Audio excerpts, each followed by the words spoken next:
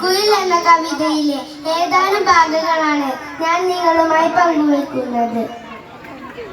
മുന്നിലിരിക്കുന്ന മാതാക്കളെ, മുന്നിലിരിക്കും പിതാക്കന്മാരെ, വന്ദനം നിങ്ങൾക്കും ചൊല്ലി ഞാനും ഇന്നും പറഞ്ഞിടം കൊച്ചു കഥ.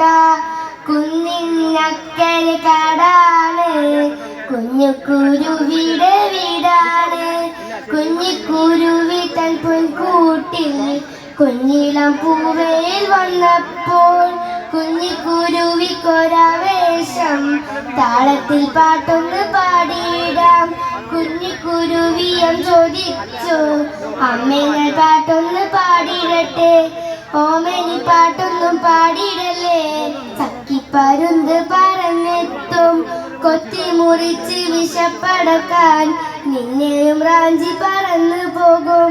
അന്ന് പകൽ അവൾ പാടിയില്ല, പിറ്റേന്ന് നേരം വെളുത്തപ്പോൾ അമ്മായിരെ തേടിപ്പോയപ്പോൾ കുഞ്ഞിക്കുരുവിയം പാട്ടുപാടി.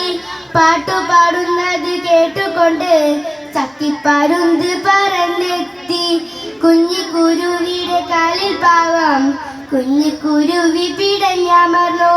അമ്മമ്മ ചൊൽവത് കേൾക്കാതെ കുഞ്ഞിക്കുരുവി ആപത്ത് വന്നിടുമേ. ഈ കഥയെന്നും നാം ഓർത്തിടണം, ഈ കഥയോർത്ത് പ്രവർത്തിക്കണം. നന്ദി, നമസ്കാരം.